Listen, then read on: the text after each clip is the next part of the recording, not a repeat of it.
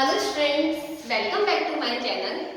हम बात कर रहे थे aldehyde, ketone and carboxylic acid की। और लास्ट वीडियोस में हमने बात करी थी, पहले हमने उनके नोमेनक्लेचर की बात करी थी, फिर हमने एल्डिहाइड और कीटोन दोनों की प्रिपरेशन के बारे में बात करी थी। इस वीडियो को पढ़ने से पहले मैं आप सभी से रिक्वेस्ट करूंगी कि पहले उन दोनों वीडियो को अच्छे से देखें और उन सभी के वीडियो के जो लिंक है वो आपको नीचे कमेंट बॉक्स में मिल जाएंगे। सो हम स्टार्ट कर रहे हैं आज हम प्रिपरेशन ऑफ एल्डिहाइड ओनली।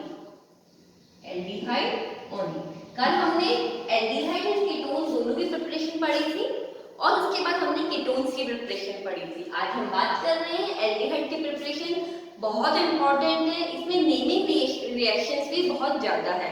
देखिए एग्जाम में नेमिंग रिएक्शन आने के चांसेस बहुत ज्यादा होते हैं, तो आप सभी से रिक्वेस्ट करूंगी जितनी नेम रिएक्शन आए उन्हें आप बार बार कॉपी में प्रैक्टिस करें। मैं आपसे पहले भी कह चुकी हूँ कि हर वीडियो को देखने से पहले आपको इतना मेक श्योर होना चाहिए कि आपको पहले की सारे वीडियोस की इक्वेशंस और रिएक्शंस जो हैं वो कॉपी में आपने 2 और 3 बार प्रैक्टिस कर चुके होंगे, तभी वीडियो को देखने में आपको ज्यादा मजा आएगा। So let's start. सबसे पहले हम बात कर रहे हैं बाय एसिड क्लोराइड से। ओके, बाय एसिड क्लोराइड हम जानते हैं एसिड क्लोराइड, यहाँ हमने एरोमेटिक ले लिया है C double bond OCl। Benzene में आप हो सके तो ऑल्टरनेट डबल बॉन्ड बना ले, नहीं तो आप उसमें इस तरह से सल्फेट भी बना सकते हैं कि जो बॉन्ड्स है ये चारों तरफ घूम रहे हैं। और इसका नाम अगर आपको पता है तो क्या होना चाहिए, बेंजोइल क्लोराइड। लिख दिया मैंने। इसकी रिएक्शन हम देखिए, इसका हाइड्रोजनेशन करवाते हैं हम, और हाइड्रोजनेशन जिस कैटलिस्ट के साथ करवाते हैं वो है पैलेडियम बेरियम सल्फेट की प्रेजेंस में। तो देखिए बहुत सिंपल है, यहाँ क्या होगा, ये Cl हट जाएगा और उसकी प्लेस पर H आ जाएगा। तो देखिए ऑर्गेनिक केमिस्ट्री में मैंने पहले भी आपको बताया था कि ऑर्गेनिक केमिस्ट्री में हमें मेन प्रोडक्ट इंपॉर्टेंट होता है, साइड प्रोडक्ट आप लिखें या नहीं लिखें, तो इसलिए मैं इसको हटा देती हूँ ताकि आप भी कंफ्यूज नहीं हो। बस हमें अपने मेन प्रोडक्ट पे ही फोकस करना है, आपसे साइड प्रोडक्ट कभी नहीं पूछा जाएगा और कोई रिएक्शन में अगर वो इम्पोर्टेंट होगा तो मैं आपको बता दूंगी। ठीक है, तो इसका नाम IUPAC नाम और कॉमन नेम दोनों ही सेम है, बेंजीन। आपको पता है ना, हमने बात करी थी कि ऐसे तो होना चाहिए इसका नाम बेंजीन कार्बेंडिहाइड, बट कॉमन नेम इतना ज्यादा फेमस हो गया था तो IUPAC ने भी इसको एक्सेप्ट कर लिया, this is the benzene. Okay, तो इस इक्वेशन का नाम क्या है, रोसेनमुंड रिएक्शन। रोसेनमुंड एक साइंटिस्ट था, उन्होंने ये बताया था तो उसी की नेम पर पड़ गया। बहुत इंपॉर्टेंट है, नाम नेम की रिएक्शन जो है जरूर से एग्जाम में आती है। तो क्या नाम हुआ, रोसेनमुंड रिएक्शन। तो स्टूडेंट्स अब हम अपनी नेक्स्ट रिएक्शन पे चलते हैं। इसकी नेम सेकंड रिएक्शन जो है फ्रॉम, हम बात करेंगे एक तो नाइट्राइल से एंड ईस्टर से। ओके, नाइट्राइल हम जानते हैं, हमने यहाँ पे नाइट्राइल ले लिया, RC triple bond N, nitrile cyano group. इसकी रिएक्शन हम करवाएंगे SnCl2 प्लस HCl से, हाइड्रोजनेशन ही होगा। देखिए क्या बनता है, दोनों तरफ H लग जाएंगे और ये बॉन्ड जो है ट्रिपल बॉन्ड कन्वर्ट हो जाएगा डबल बॉन्ड में। इसका नाम बहुत इंपॉर्टेंट है, this is called imine group. What is called, imine group. ठीक है, अब इसके बाद इसका हाइड्रोलाइसिस हो जाता है H3O प्लस, हाइड्रोलाइसिस हो जाता है। याद रखिए हाइड्रोलाइसिस को आप किस तरह से लिख सकते हैं, आप ओनली वाटर भी लिख सकते हैं, आप H3O प्लस भी लिख सकते हैं, अभी मैंने लिखा था, साथ ही आप H2O स्लैश लगा के H प्लस भी लिख सकते हैं, मतलब एसिडिक मीडियम में। ठीक है, तो तीनों तरह से आप किसी भी तरह से लिख लें, हाइड्रोलाइसिस होगा तो ये बॉन्ड यहाँ से ब्रेक होगा, बन गया RCHO। साइड प्रोडक्ट में लिखूंगी नहीं, हमारा मेन प्रोडक्ट ये है, आपके पास एल्डिहाइड फॉर्म हो गया है। This reaction is called Stephens reaction. बहुत इंपॉर्टेंट है, नेमिंग रिएक्शन जो है सारी बहुत ज्यादा इंपॉर्टेंट है स्टूडेंट्स, आपके एग्जाम में नेमिंग रिएक्शन जो है वो बहुत पूछी जाती है। ठीक है, कोई डाउट है इसमें?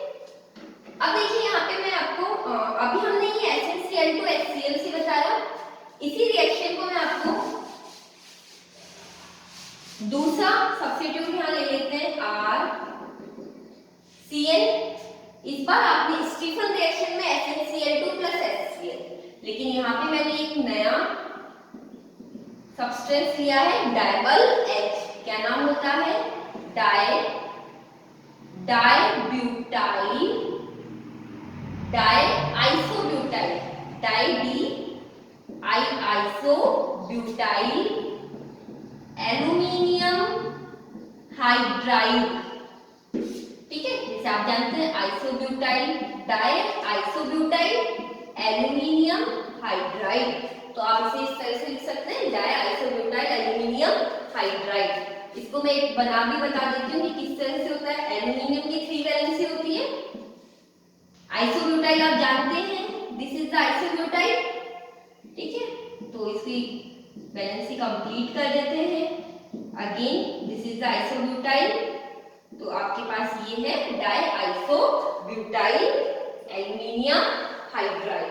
ठीक है, ये आपसे कोई पूछेगा नहीं, तो आप लोगों का इतना ध्यान रखना है।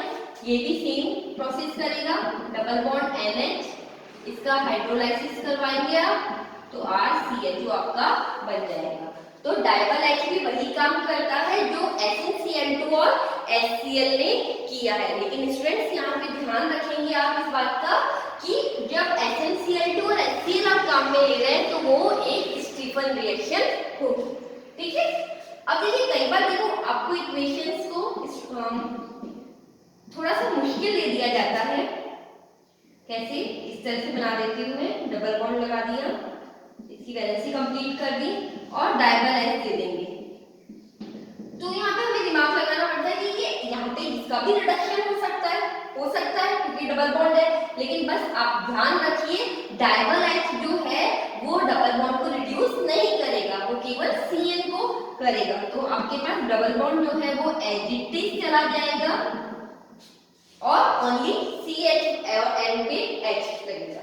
तो वही आप इसका हाइड्रोलाइसिस करवा दें तो CH3 CH double bond CH CHO form हो जाएगा। तो ये बड़ी कंफ्यूजिंग कंडीशन आ जाती है जब हम इसको ध्यान नहीं देते हैं।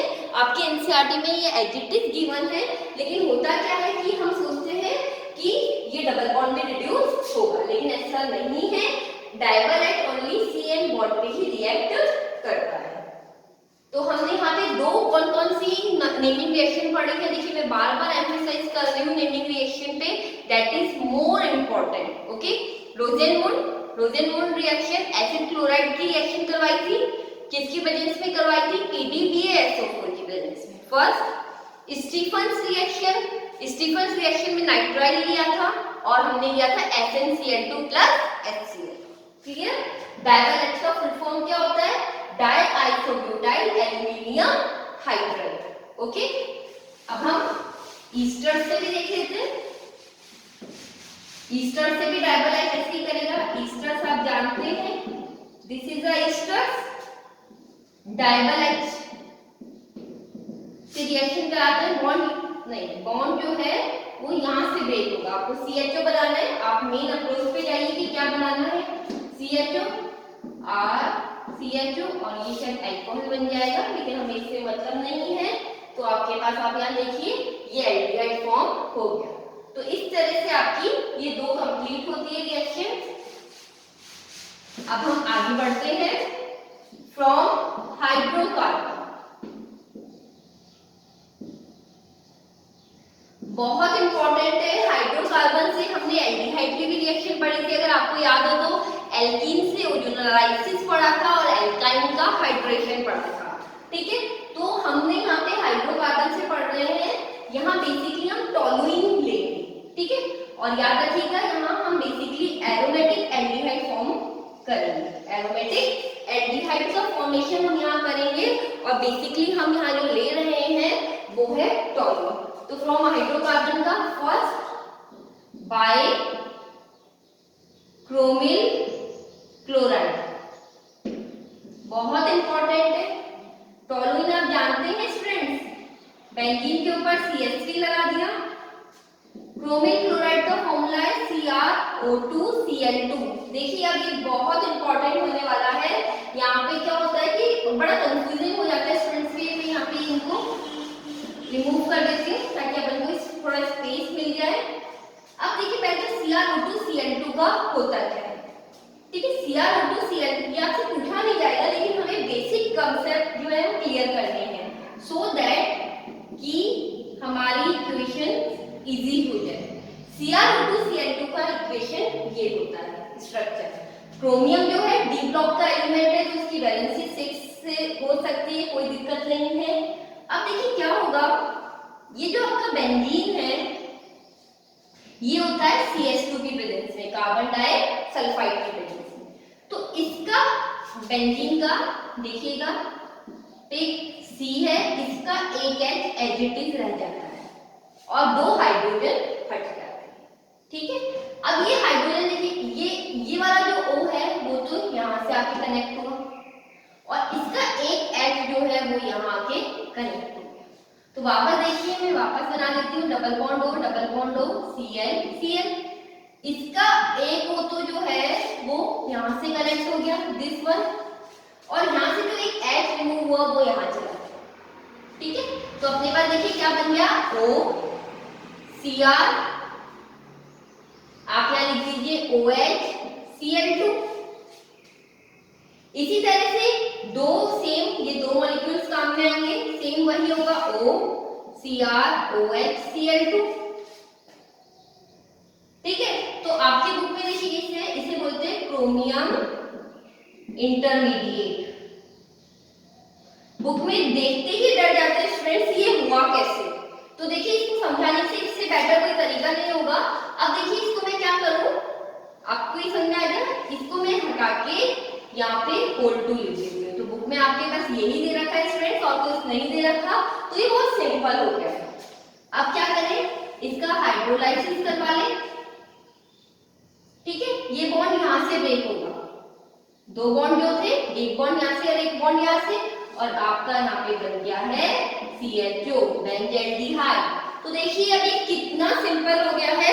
यकीन मानिए कि इससे ज्यादा सिंपल कोई इसका तरीका नहीं हो सकता है। आप जब NCERT से इसे पढ़ेंगे तो आपको पता चलेगा कि ये कितना सिंपल है। ठीक है, सो अब हम ये बहुत इंपॉर्टेंट है, this reaction is called Etard reaction. क्या बोलते हैं इस रिएक्शन को, इटार्ड रिएक्शन। तो तीन नेमिंग रिएक्शन हुई, फर्स्ट रोजेनमुंड, सेकंड स्टीफंस और थर्ड है इटार्ड रिएक्शन। वापस से रिकॉल करा देती हूँ, रोजेनमुंड रिएक्शन एसिड क्लोराइड हाइड्रोजनेशन करवाया KdBSO4 से एल्डिहाइड बना। सेकंड रिएक्शन जो पढ़ी हमने स्टीफंस रिएक्शन, नाइट्राइल से SnCl2 और HCl की प्रेजेंस में हुआ। Okay, and the third reaction is Etard reaction, chromyl chloride in the presence of CH2। कौन से रिएक्ट कराता है, टोल्यूइन के साथ रिएक्शन होती है। ओके, अब हम आते हैं next, again by chromic oxide. Chromic oxide वही टोल्यूइन से करवाई आपने रिएक्शन। टोल्यूइन जानते हैं, CrO3 क्रोमियम ट्राइऑक्साइड है, क्रोमिक ऑक्साइड भी कह सकते हैं, in the presence of anhydride. याद रखिएगा साथ में एनहाइड्राइड के साथ करवाते हैं। तो एनहाइड्राइड का फॉर्मूला जानते हैं ना, ये इसको शॉर्ट में भी लिख सकते हैं CH3CO होल 2O, ये दोनों सेम है, होल 2O। ठीक है, अब देखिए इसमें क्या बन रहा है,